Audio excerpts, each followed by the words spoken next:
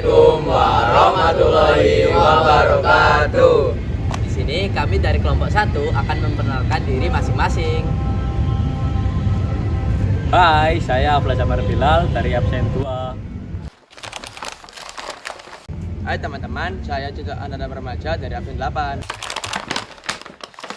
Hai teman-teman, perkenalkan nama saya Ken Syadeksa Mahendra dari absen 16. Hai semuanya, nama saya Muhammad Alfat Ryan dari absen 20. Halo, nama saya Muhammad Fauzan Agung, absen 23. Hai, perkenalkan nama saya Rahan Karasta Bernaziskin, absen 31. Sekian perkenalkan dari kami, silahkan menikmati vlognya ya. Enjoy the video.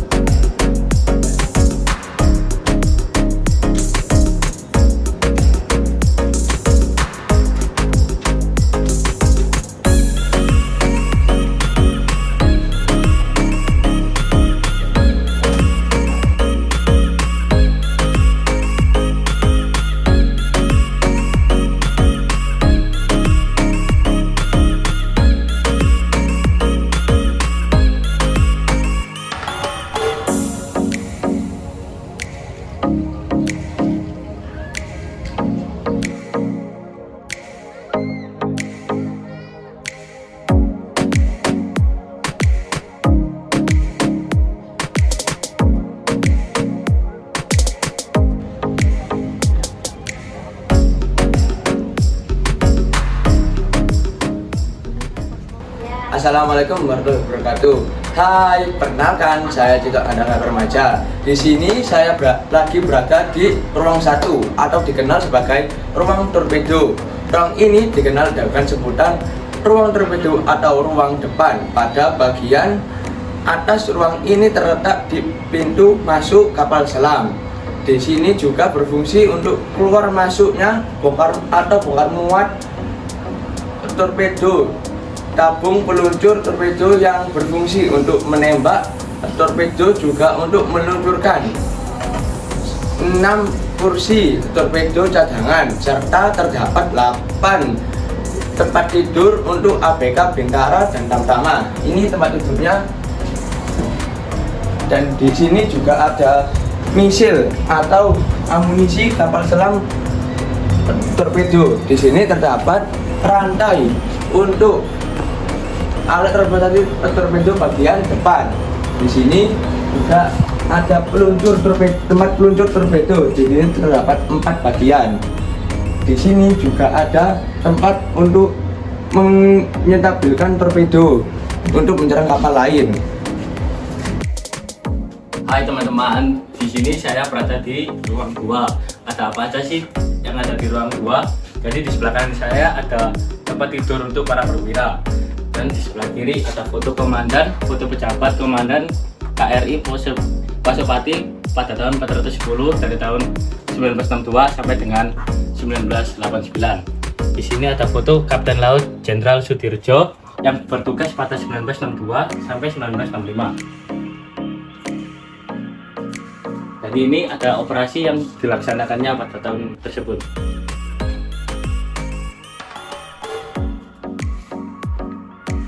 Lanjut kita ke ruang komandan. Ini untuk beristirahat komandan.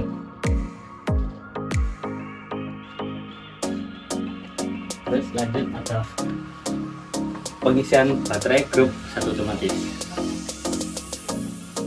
Terus ada ruang komunikasi, ruang untuk mengirim pesan dan komunikasi untuk kapal-kapal lain.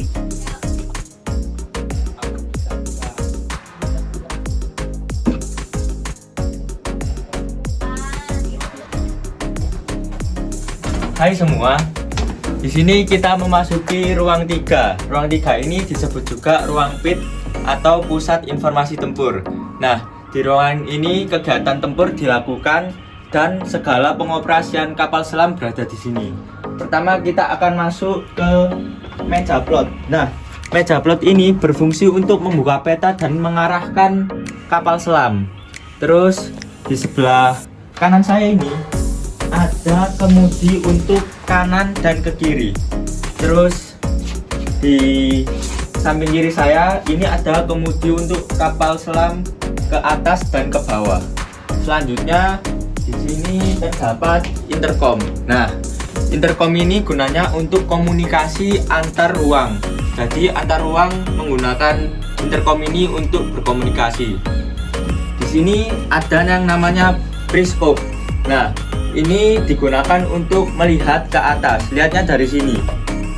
Nah, terus di sini ada valve atau katup. Nah, gunanya ini untuk mengatur keseimbangan kapal. Selanjutnya di sini ada bilik hitung sasaran torpedo. Nah, ini digunakan untuk menghitung jarak torpedo ke titik sasaran ya. Selanjutnya kita akan ke ruang sonar. Nah, ruang sonar ini digunakan untuk mendeteksi sebuah objek yang berada di dalam permukaan laut. Nah, selanjutnya kita akan ke ruang radar. Nah, ruang radar ini berfungsi untuk mendeteksi objek yang berada di atas permukaan laut. Selanjutnya kita akan ke kamar mandi. Nah, kamar mandi ini fungsinya seperti kamar mandi pada umumnya.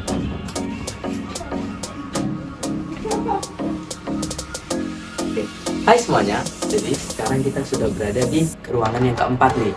Nah, bisa kita lihat sendiri ruangannya ini cukup luas ya. Nah, kenapa sih ruangan ini cukup luas? Karena ruangan ini sendiri itu digunakan sebagai tempat peristirahatan dan sebagai tempat makan para engineering atau pegawai mesin. Nah, bisa kita lihat di sini terdapat meja makan, di situ terdapat kasur. Nah, di sini itu digunakan untuk istirahat para engineering. Nah, selanjutnya kita berada di dapurnya nih. Nah, ini merupakan dapur yang ada pada saat kapal ini berlayar. Nah, di sebelah sini terdapat kompor listrik. Lanjut ke ruangan selanjutnya. Nah, di sini kita akan masuk ke ruang 5. Nah, di sini ada banyak mesin-mesin ya. Nah, di sini ada pesawat ventilator baterai. Di sini adalah mesin utamanya, terutama mesin diesel 2000 PK. Mesin diesel 2000 PK ini adalah berfungsi menyuplai atau mencharging sistem baterai yang ada di kapal selam, baik posisi menyelam ataupun di permukaan. Di sini bisa kita lihat ada banyak mesin-mesin utama di sini. Hai teman-teman, kali ini kita sedang berada di ruang 6 atau yang bisa disebut dengan ruang listrik, atau di mana terdapat dua buah motor yang generator pokok itu menggerakkan baling-baling atau pengisian baterai. Nah, motor listrik ini dapat berfungsi ganda. Bila diputar oleh tenaga listrik dari baterai, maka berfungsi sebagai motor listrik penggerak propeller, dan bila diputar oleh diesel pokok sebagai generator, maka berfungsi untuk pengisian baterai. Nah, untuk motor listrik ini sebagai pendorong pokok pada waktu kapal sedang menyelam dengan kecepatan 13 knot, atau dimisalkan 1 knot sama dengan 1,8 km per jam. Nah, di sini terdapat mesin-mesin yang dapat menggerakkan kapal ya teman-teman. Nah, untuk mesin kedua ada motor ekonomi. Motor ekonomi ini sebagai mesin motor pendorong yang digunakan untuk menghindari deteksi sonar kapal lawan dengan kecepatan sampai 2,3 knot. Nah, ini untuk gambaran dari motor ekonomi ya teman-teman. Nah, di sini juga terdapat banyak mesin yang dapat menggerakkan kapal selam. Hai teman-teman, sudah nggak kerasa nih, udah bagian terakhir dari kapal selam atau ruang 7. Di sini terdapat pintu keluar bagian belakang kapal selam, dan di sini juga ada pompa hidrolik berfungsi untuk mengubah energi mekanik menjadi energi hidrolik. Di sini juga terdapat 2 tabung torpedo. Tadi di depan ada 4 tabung torpedo, tapi di belakang ada 2 tabung torpedo. Di sini berfungsi untuk mengamankan kapal bagian belakang kapal selam. Ya. Assalamualaikum warahmatullahi wabarakatuh. Di sini saya Muhammad Fauzan Agung dengan Bapak siapa? Bapak Cito, Mas. Oh, nggih. Di sini saya akan mewawancarai Bapak Cito tentang monumen kapal selam ini. Pertanyaan pertama untuk Bapak Cito, apa sih monumen kapal selam ini? Manfaatnya buat orang-orang yang mengunjungi tempat ini itu apa, Pak? Manfaatnya biar agar semua masyarakat bisa mengetahui tentang dalamnya kapal selam itu. Terus untuk bisa menambah wawasan edukasi kota Surabaya juga. Baik. Terus apakah monumen kapal selam ini pernah beroperasi di masa lalu, Pak? Pernah beroperasi waktu pembebasan Irian Barat atau Trikora itu. Tahun berapa itu, Pak, kira-kira, Pak? Kira tahun 58 sampai antara 62 itu. Terus sejak kapan kapal selam ini dijadikan monumen seperti ini, Pak? Tahun 2006 bulan 7 tanggal 6 sampai 2 tahun penyambungan kapal selam ini bulan 2008 bulan kurang jelasnya itu bulan 8 dibuka untuk umum. Buka untuk umum. Iya, Berarti ini yang di belakang saya ini kapal selam asli ya, Pak? asli, bukan rekayasa. Kira-kira gimana cara mindahinya? Yaitu Kok bisa sampai di sini kapal selamnya? pertama dari PT PAL itu dipotong-potong, terus diangkut sama kontainer, terus disambung kembali di sini. Jadi dipotong-potong terus dirakit lagi di sini ya, Pak? Sekian wawancara dari saya dan Bapak Cito. Terima kasih atas kerjasamanya. Wassalamualaikum warahmatullahi wabarakatuh. Assalamualaikum warahmatullahi wabarakatuh. Di sini saya Muhammad Alfat Ryan akan mewawancarai dengan kakak siapa? Kak Cahyo. Oke, Kak Cahyo. Jadi di sini Kak Cahyo kan sudah berkeliling di monumen kapal selam ini. Nah, apa yang kakak dapat sih dari setelah kakak tuh mengelilingi monumen kapal selam ini? Setelah saya mengelilingi kapal selam ini, saya tahu gitu. Ternyata dulu itu saya kira teknologi itu belum canggih, belum bisa menggerakkan mesin sebesar ini. Ternyata itu salah. Jadi itu ternyata udah canggih dan bisa menggerakkan kapal sebesar ini. Oke, baik. Nah, pesan dan kesan kakak itu bagaimana sih setelah kakak itu mengunjungi monumen kapal selam ini? Dan kan monumen kapal selam ini juga sudah lama. Nah, bagaimana tuh menurut kakak hal-hal yang menarik dari monumen kapal selam ini agar banyak orang-orang atau anak-anak muda yang masih ingin untuk mengunjungi monumen kapal selam ini? Menurut saya itu tadi kan banyak barang yang masih kotor gitu ya. Ya. Jadi menurut saya itu pengelola itu harus lebih giat untuk bersihin lagi biar bisa dipegang atau bisa dicoba-coba gitu. Itu aja sih. Oke, baik Kak. Terima kasih.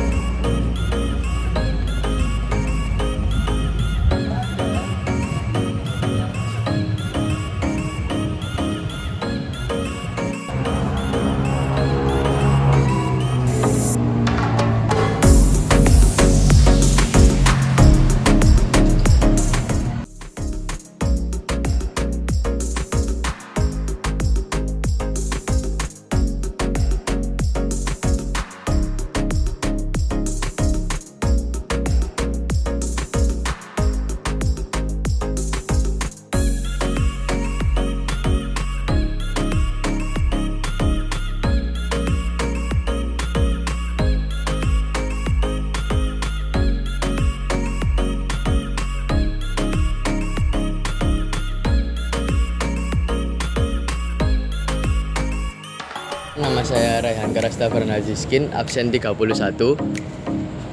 Ya, dengan saya Bayu Dwi Wicaksono Arminanto dari pihak Monumen Kapal Selam. Di sini saya akan menanyai tentang pendapat Masnya terhadap film Kapal Selam yang tadi Masnya tonton. Film ini sangat bagus untuk para remaja ataupun anak-anak.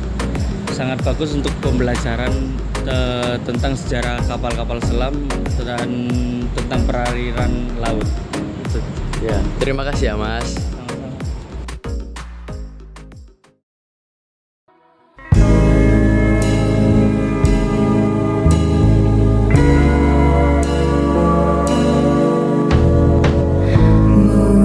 A hole of light through the big top tent up high, here before and after me, shining down on me. Moon, tell me if I could send up my heart to you, so when I die, which I must do, could it shine down here with you? 'Cause my love is mine, all mine. I love mine. Nothing in the world belongs to me but my love, mine, all mine, all mine.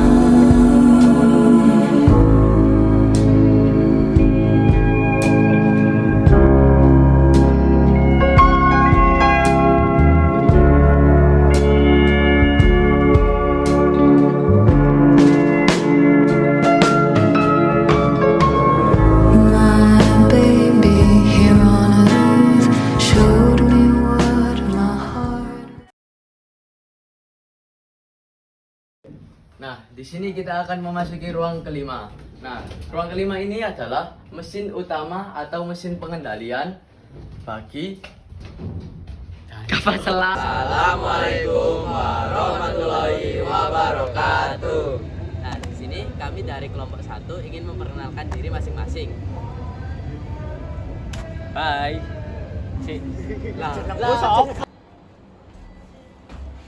Assalamualaikum warahmatullahi wabarakatuh.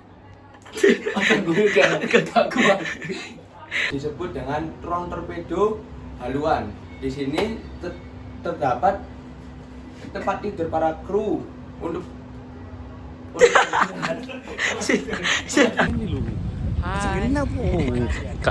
Nah, di sini kita akan memasuki area